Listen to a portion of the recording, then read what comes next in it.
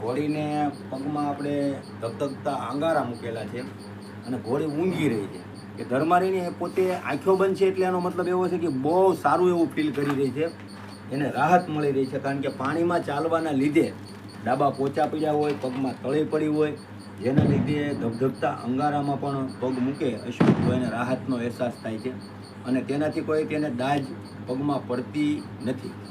પછી જ્યારે એને એમ લાગે કે વધારે પડતી ગરમી થઈ એટલે પગને ઊંચો કરવા માંગે ત્યારે આપણે એનો પગ બદલી નાખવાનો. જો આ પગ ઊંચો કર્યો એટલે બદલી નાખવાનો. હાલ બેઠું આ પગ મૂક ધર્મ, આ પગ મૂક દીકરો, મૂકી દે મારે આવે વજન દઈ દે આ પગમાંથી વજન દઈ દે. બસ બેટું બસ. અહીંયાથી જ્યાં સુધી પગ સીધો ન થઈ જાય ત્યાં લગન હાથ નહીં લેવાનો. આ પગ સીધો થઈ ગયો એટલે એની માથે એને વજન દઈ દીધો.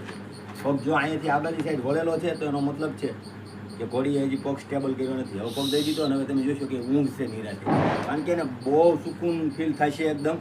તો અવશ્ય બધા અશ્વપ્રેમી મિત્રોને વિનંતી છે કે આવી રીતે ચોમાસું ગયા પછી કે સારું ચોમાસામાં અઠવાડિયામાં એકાદ વાર આવી રીતે અગ્નિથી લાકડામાંથી જે કોલસો હોય કોલસો પાડી અને એક્ટિવ કોલસો હોય એના પર પગ મૂકવામાં આવે તો જેની જગ્યા હોય તે પણ શેક મળી જાય છે અને ઘોડીના પગમાં રાહત થાય છે. જે પગમાં તકલીફ પડી હોય એમાં બીજા ઈલાજ કરવાથી જે અઠવાડિયા 15 દિવસે રિઝલ્ટ આવતું હોય એની જગ્યાએ આની અંદર 3 થી 4 દિવસની અંદર તમારી ઘોડીને તળવા વયો જાય.